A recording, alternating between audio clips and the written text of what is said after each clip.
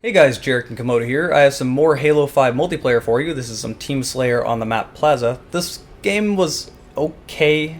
I had like a 2 KD, I think it was like 14 and 7. It's not really fantastic gameplay, but I wanted to upload some more. I do have a really good game that I'll be showing you next, but for now, enjoy this. So the multiplayer, I'm going to talk about the multiplayer. The multiplayer in this game is fantastic, but I'm going to say it right now. If you're not a competitive person, you are going to be very angry for a pretty long time because the learning curve in this game is pretty huge. It definitely is. Now, there is an entirely separate multiplayer mode called Warzone that caters more to the casual crowd. So if you want to get into that, then you can, but that's just not for me. That's like PvE mixed with PvP and a bunch of stuff like that. Too many random elements. I tried to run away from this guy and just could not. It would not work. But yeah, there's a lot of random elements in Warzone. I'm not going to talk about Warzone, I'm mainly talking about the arena modes. So yeah, I do have some complaints about the arena mode. For the most part, the multiplayer feels like a mixture between Halo 3 and Halo 1 to me, but it's definitely way faster. And since it is faster, now don't get me wrong, it's not like it's Call of Duty or something, but since it plays faster, a lot of the times when you're first getting into it, you have these feelings like, why is everyone's aim faster than mine, and why does everyone kill me faster than I kill them when you first get into the game? There's quite a bit of a learning curve to it, and once you start figuring it out, then it just kind of clicks, and then you're having a little bit more fun. But it's definitely not a game you can jump into and do really well with instantly. You're going to have to play it for a little bit. That said, there are some things, like I said, that I'm not entirely thrilled with. For starters, let's talk about grenades. Holy grenade spam. Grenades are way too strong, in my opinion. If you get a direct grenade on you, it will drop your shields entirely and like 3/4 of your health. Like, here's a good example of some grenade spam. That was only 2 grenades. If you're going towards any power weapon, there's going to be at the very least 4 grenades being thrown at you. They are really strong. And oh man, they're annoying in general. It's like when Battlefield 4 first came out, like that amount of grenade spam. I find it to be super annoying. I actually hope they'll nerf grenades a little bit. So, yeah.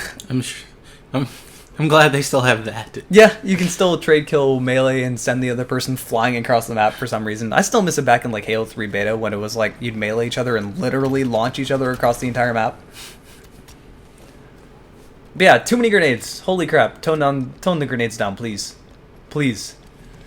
Another thing I want to talk about, which on concept, this is going to sound really silly. Power weapons are too powerful. Now, you're probably saying, but Jarek, that's the way they're supposed to be. They're power weapons. Yes, but not to this degree. You can have literally perfect aim with the battle rifle when someone has a rocket launcher, and you'll still lose. The rocket launcher has a huge blast radius, it shoots pretty quickly, and you can spam it. So, things like that, I mean, power weapons are essentially free kills. It's really hard to mess up when you have a power weapon. It's kind of really annoying to me, and it puts way too much emphasis on complete map control and camping the power weapons. Now, honestly, you're probably saying that's the way Halo should be. That's the way it's always been. And you're probably calling me an idiot for what I'm saying. But I'll take it a step back and look at Halo 1. Halo 1, I think, did this perfectly. One, if you had something like the rocket launcher, yeah, it was really strong. It had a huge blast radius. That thing was super strong, but the rocket itself fired somewhat slowly. And if you missed that first shot, you were dead. Because there was a pretty big delay between when you could fire the first rocket and the second rocket. And everyone had the Halo 1 pistol. So you died pretty quickly in that game to begin with. It was only 3 shots ahead with that pistol, and everyone had it. So it kind of didn't really matter too much that there was power weapons around. Say, Halo 1 put more of an emphasis around good map movement and outsmarting the enemy, outflanking the enemy and stuff like that. Halo 2 and on kind of put a really big emphasis on map control, which is why I've always preferred Halo 1 and wish it would go back to Halo 1.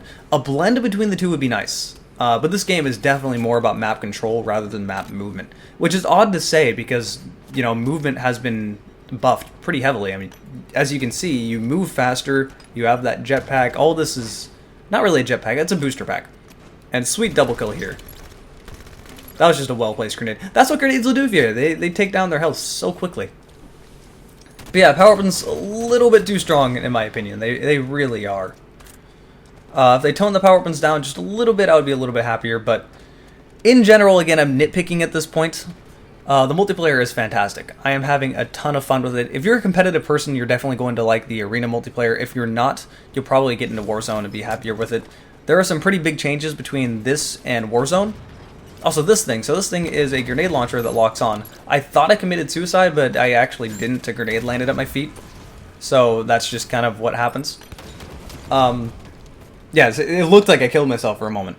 That grenade launcher is actually pretty cool. In the single player, it was garbage. It did such little damage. But in multiplayer, it will take 2 shots to take someone down, and it will lock onto them, and it tracks really well. So, yeah, it's pretty good. And this light rifle, my goodness, this thing is strong. This essentially feels like the Halo 1 pistol. When scoped, it's 3 shots to the head will kill him. But it's not as strong when it's from the hip. So, kind of a trade-off. I do like it, though. I don't think I used it too much in this game. And me trying to pick up the SMG, all these weapons on the ground. But yeah, I mean, like I said before, if you were disappointed and skeptical about the multiplayer after Halo 4, which I don't blame you, Halo 4's multiplayer was just simply not really Halo. It was Halo, but it was not Halo. All of the problems I've had with Halo 4 have been completely acknowledged. No longer an issue in any way whatsoever. Sprint has been changed, as a lot of you probably know from the beta. If your shields are down and you start sprinting, your shields will not recharge. So that's a very good trade-off, so sprint has not really been a problem for me. So movement, not an issue. Loadouts are gone, thank God. You don't have any of these armor abilities like Promethean Vision where you can see people through walls. The loadout drops themselves are gone as well. The power weapons are, like I said, this is very much so control the map, pick up the power weapons. There will be rocket launchers spawning in the same spot, but it does tell you, and I don't know how to feel about this. I'm kind of not okay with it. It will tell you before it spawns. It'll give you like a 30-second timer, and then it will tell you before 10 seconds. It usually results in both teams fighting over the power weapon and kind of becoming a clusterfuck near the power weapon. It can lead to some really big chaotic moments, but like I said before, it typically just leads to grenade spam, which is really kind of annoying to me. But yeah, I mean, it's Halo. The weapon damage models are the way it's always been. It's still... That guy stuck me. That was a nice stick. The weapon model damage is the same as it's always been. It's 4 shot to the head with the battle rifle. Stuff like this. But it does feel like I die faster because I think the fire rate is faster, the movement, everything is just faster, so it gives you less time to react. And that's the hardest thing to change to, because everything is faster, and in my mind I'm going, okay, so if everything's faster, more movement is good, right? But in general, I've seen that defensive playstyles... my teammate just killing himself. In general, I've seen that defensive playstyles actually still work surprisingly well. Like I said, map control is hard to do if you're sprinting all over the place. It's hard to say without just saying, play it yourself and experience it, and give it some time. It'll be very easy to be like, wow, this game sucks, I can't do anything. Because for a while, you will probably get stomped on. But once you start doing good, it feels so good. It really does. But hey, there's been a match. Like I said, 14-7, meh, okay game. But it was good enough to upload, so hope you guys have enjoyed it, and I'll see you later.